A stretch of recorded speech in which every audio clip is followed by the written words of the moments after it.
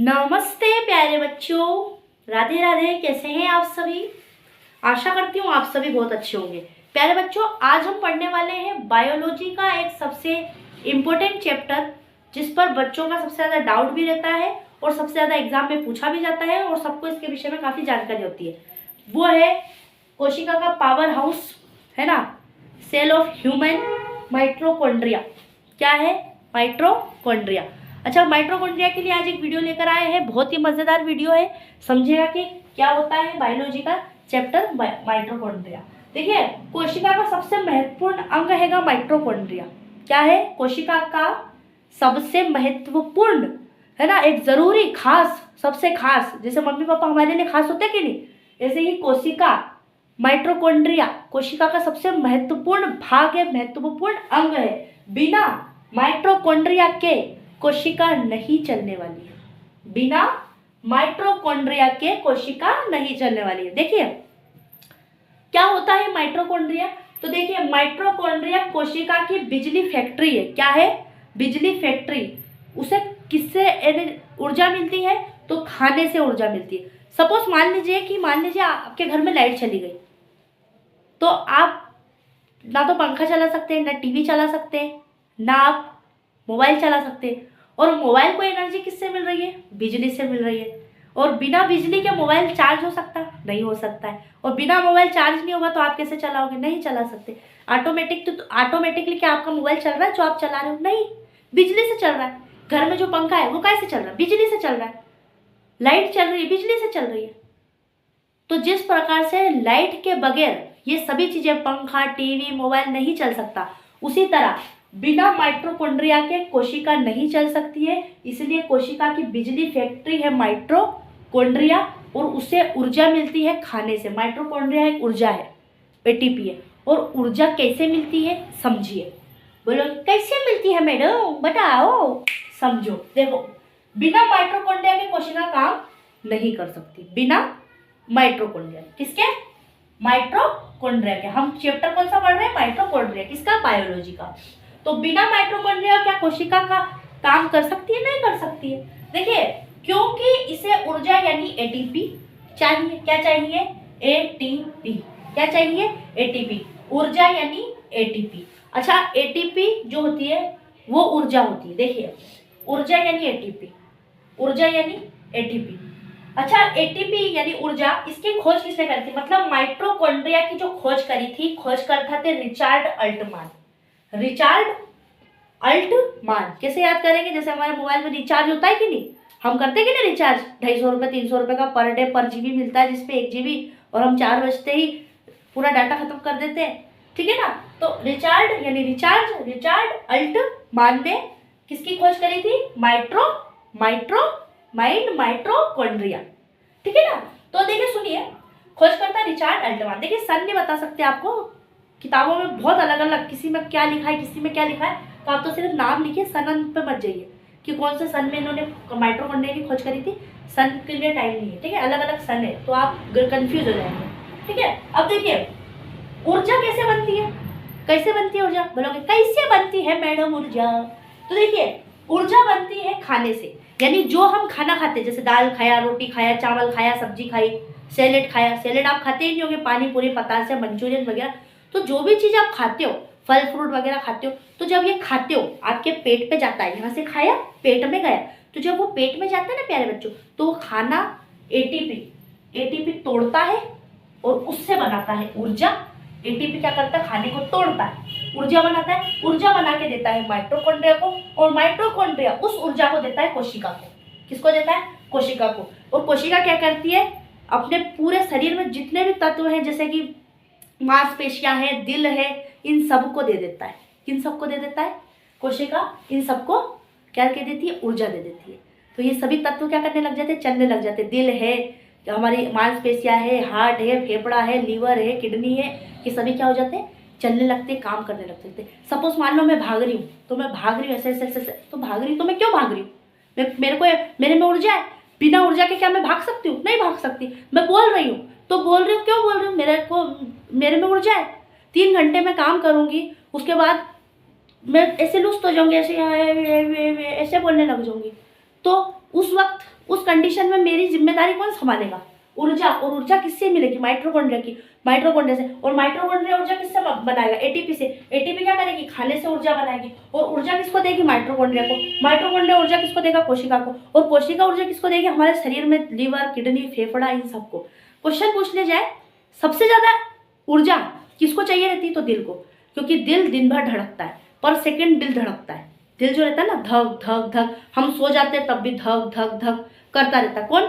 हमारा दिल, हमारा हार्ट करता रहता है। और मांसपेशियां चलती रहती, ब्रेन चलता रहता है, बंद होता है, कभी सभी होता है, बंद नहीं होता, ठीक है ना। तो सबसे ज्यादा जरूरत किनको है? इन्हीं सब चीजों को, क्योंकि जो चल रही है, जिनको सबसे ज्यादा एनर्जी की जरूरत है, जैसे दिल 24 घंटे चलता है, सो जाते हैं तब भी वो धक धक धक धक करता रहता है। तो सबसे ज्यादा एनर्जी की जरूरत किसको है? हमारे दिल को। दिल बंद हो गया, हम खत्म, हम मर गए। अगर दिल चल रहा है तो हम जिंदा है, दिल बंद हो गया चलना तो हम मर गए, ये है, ठीक है ना। तो सबसे ज्यादा एनर्जी की जरूरत किसको है? दिल को है। अब सुनिए कि क्या होता है, माइटोकॉन्ड्रिया किस कोशिका में नहीं पाया जाता है? तो प्रोकैरियोटिक कोशिका में, यानी बैक्टीरिया में। देखिए, दो प्रकार की कोशिका होती है, एक तो यूकैरियोटिक कोशिका होती है, एक होती है प्रोकैरियोटिक कोशिका। अच्छा, यूकैरियोटिक कोशिका किन में पाई जाती है? पौधों में, इंसानों में, जानवरों में। इन तीन में पाई जाती है यूकैरियोटिक। यू मतलब तुम। यूकैरियोटिक कोशिका किस में पाई जाती है? पौधों में, जानवर में और इंसान में। और प्रोकैरियोटिक कोशिका किस में पाई जाती है? बैक्टीरिया में। बैक्टीरिया यानी कीटाणु। अभी एक बैक्टीरिया आया था ना, कोरोना वायरस, तो उसमें कौन सी कोशिका पाई गई? प्रोकैरियोटिक कोशिका। और यूकैरियोटिक कोशिका किस में पाई जाएगी? मनुष्य में, जानवर में और इंसान में। दो प्रकार की कोशिका होती है, यूकैरियोटिक और प्रोकैरियोटिक। समझ में आया? और माइटोकॉन्ड्रिया किस कोशिका में नहीं है? तो प्रोकैरियोटिक यानी बैक्टीरिया में। और किस कोशिका में है? तो यूकैरियोटिक यानी जानवर, मनुष्य और इंसान, सॉरी, जानवर, पौधे और मनुष्य, ठीक है।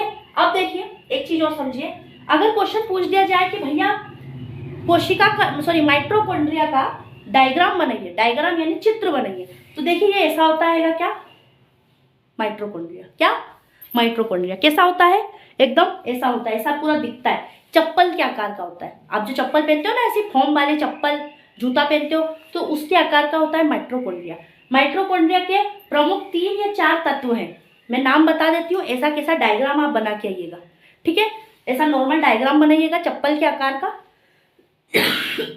और एग्जाम में आपको नंबर अच्छे मिलेंगे, सॉरी। देखिए यहाँ पे सबसे ऊपर रहता है भारी झिल्ली, ये दिख रहा है आपको डायग्राम में, भारी झिल्ली। एक होता है भारी झिल्ली, एक होता है अंदरूनी झिल्ली, एक होता है क्रिस्टे, एक होता है मैट्रिक्स, ठीक है, राइबोसोम यानी प्रोटीन, माइटोकॉन्ड्रिया, ये सब चीज होती है। अब आप बोलेंगे क्या है मैडम ये, हमको समझाइए, समझिए, ठीक है, समझने से होएगा काम। देखिए भारी झिल्ली जो रहती है ना, ये ऊपर की परत रहती है, ये ऊपर की परत रहती है, ठीक है। ये स्मूथ होती है, स्मूथ यानी नरम, जैसे हमारे ऊपर की चमड़ी रहती है ना, ये ऊपर की, ये कैसी है? ये स्मूथ है। स्मूथ क्यों है? नरम है। कड़क है क्या? नहीं है, तो ये बाहर की चमड़ी है। ऐसी माइटोकॉन्ड्रिया में भी उसके बाहर की चमड़ी रहती है, यानी बाहर की परत, उसको कहा जाता है बाहर की परत। और यह भारी झिल्ली होती है, क्या होती है? भारी झिल्ली। और ये रहती है स्मूथ यानी नरम। एक होती है अंदरूनी झिल्ली, ये लिखा है ना, ये अंदरूनी झिल्ली, ये अंदर वाली झिल्ली होती है, ये यहाँ से आती है, कहाँ से? ये यहाँ से, इस जगह से आती है अंदरूनी झिल्ली। और ये मुड़ी हुई होती है, कैसी होती है? ऐसी मुड़ी हुई होती है, देख रही है ना, मुड़ी हुई, ऐसी मुड़ी हुई होती है। क्या होती है? अंदरूनी झिल्ली मुड़ी हुई होती है। और भारी झिल्ली स्मूथ होती है, स्मूथ यानी नरम। और अंदरूनी झिल्ली कैसी होती है? मुड़ी हुई, यानी अंदर वाली झिल्ली मुड़ गई, ऐसी मुड़ जाती है। और भारी झिल्ली एकदम स्मूथ होती है, चमड़ी जैसी, ठीक है। अब देखो माइटोकॉन्ड्रिया अपना डीएनए खुद से बनाता है, ये पूरा डायग्राम किसका बना हुआ है? माइटोकॉन्ड्रिया का। और माइटोकॉन्ड्रिया अपना डीएनए खुद से बनाता है, ये किसी पड़ोसी से नहीं लेता, किसी दूसरे पर निर्भर नहीं रहता। उन्हें मैं मेरा काम खुद ही कर लूँगा भैया, दूसरे को नहीं बोलता कि राइबोसोम तुम मेरा ये काम करो, केंद्रक तुम मेरा ये काम करो, नहीं बोलता। वो कहता मैं खुद ही बना लूँगा। तो माइटोकॉन्ड्रिया खुद का डीएनए बनाता है, खुद पर आत्मनिर्भर रहता है, ठीक है ना, खुद का हाथ जगन्नाथ रखता है। कौन? माइटोकॉन्ड्रिया खुद का डीएनए बनाता है। दूसरा देखिए, एक इसमें होता है मैट्रिक्स। क्या होता है? मैट्रिक्स। मैट्रिक्स क्या होता है? गाढ़ा द्रव होता है। क्या होता है? गाढ़ा द्रव, ये लिखा हुआ है। इसमें होता है एंजाइम, डीएनए और राइबोसोम। राइबोसोम यहाँ लिखा है, देखिए राइबोसोम क्या काम करता है? प्रोटीन का। डीएनए क्या काम करता है? खून का। और एंजाइम क्या काम करते हैं? आपको पता होगा। तो गाढ़ा द्रव्य होता है क्या? मैट्रिक्स। मैट्रिक्स क्या होता है?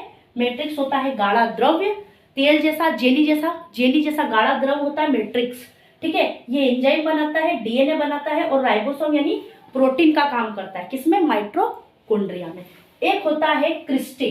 क्रिस्टे क्या काम करता है, ऊर्जा का, ऊर्जा यानी एटीपी का, अभी बताया था ना, ऊर्जा यानी एटीपी। तो क्रिस्टे क्या काम करता है, ऊर्जा का, किसमें, माइटोकॉन्ड्रिया में। ये डायग्राम किसका है, माइटोकॉन्ड्रिया का। क्या काम करता है क्रिस्टे, ऊर्जा देता है किसको, माइटोकॉन्ड्रिया को। माइटोकॉन्ड्रिया ऊर्जा देता है किसको, कोशिका को। कोशिका ऊर्जा किसको देती है कि हमारे शरीर में लीवर को, किडनी को, फेफड़ों को, मस्तिष्क को, आंतों को, इन सबको क्या करता है, ऊर्जा देता है कौन, माइटोकॉन्ड्रिया। और माइटोकॉन्ड्रिया ऊर्जा किससे लेता है, एटीपी से। और एटीपी ऊर्जा किससे लेता है, जो हम खाना खाते हैं उस खाने को तोड़ता है और तोड़ के ऊर्जा बनाता है। एटीपी क्या करता है, खाना हम खाते हैं उसको तोड़ता है, उससे ऊर्जा बनाता है। ऊर्जा बना के वो माइटोकॉन्ड्रिया को देता है। माइटोकॉन्ड्रिया वो देता है कोशिका को, कोशिका देती है हमारे सभी तत्वों को, यानी फेफड़ों को, दिल को, मस्तिष्क को, है ना। हम भागते हैं तो हमारे पैरों के वक्त पैरों में ज़्यादा एनर्जी चाहिए, तो सबसे पहले पैरों पे देती है। हम ऐसे ऐसे हाथ हिला रहे हैं तो सबसे ज़्यादा एनर्जी किसको चाहिए, हाथों को चाहिए, तो कोशिका क्या करती है, हाथों को वो दे देती है ऊर्जा।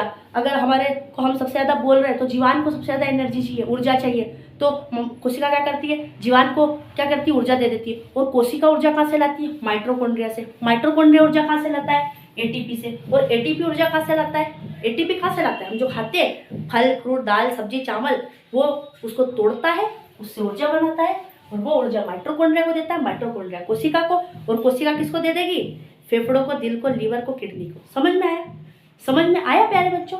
हाँ, तो ये होता है क्या, आपका माइटोकॉन्ड्रिया। किसमें पाया जाता है, क्वेश्चन आ जाए तो याद रखना, प्रोकैरियोटिक कोशिका में नहीं पाया जाता। प्रोकैरियोटिक कोशिका होती है बैक्टीरिया, और यूकैरियोटिक, प्रो यानी प्रोफेसर, कैरियोटिक कोशिका, यू मतलब तुम, तो यूकैरियोटिक कोशिका मतलब जानवर, पौधे और इंसान, ये तीनों को कोशिका देता है माइटोकॉन्ड्रिया। माइटोकॉन्ड्रिया कोशिका किस में होती है, तो इन तीनों में होती है। माइटोकॉन्ड्रिया किन में होता है, किन में पाया जाता है माइटोकॉन्ड्रिया, तो पौधों में, जानवर में, इंसान में। किन में नहीं पाया जाता है, तो बैक्टीरिया में। और बैक्टीरिया काय में आते हैं, प्रोकैरियोटिक कोशिका में। और पौधे, जानवर, इंसान काय में आते हैं, यूकैरियोटिक कोशिका में। हम नेक्स्ट चैप्टर लाएंगे यूकैरियोटिक कोशिका और प्रोकैरियोटिक कोशिका क्या होती है, इस पर आपको विस्तार में जानकारी समझाएंगे। फिलहाल अभी ये डायग्राम आप समझ चुके होंगे, तो ऐसा कैसा डायग्राम आप एग्जाम में बनाइएगा, और ऐसा कैसा माइटोकॉन्ड्रिया के विषय में लिखिएगा। ज़्यादा जानकारी मत लिखिएगा, इससे ज़्यादा समझने के लिए कुछ भी मत है, ज़्यादा दिमाग मत चलाइए, सिर्फ यही ऐसा कैसा आप लिख आइएगा, ठीक है। काय में, माइटोकॉन्ड्रिया का अगर चैप्टर क्वेश्चन आ जाए, ठीक है। मिलते हैं तब तक के लिए नेक्स्ट वीडियो में, तब तक के लिए राधे राधे, जय हिंद।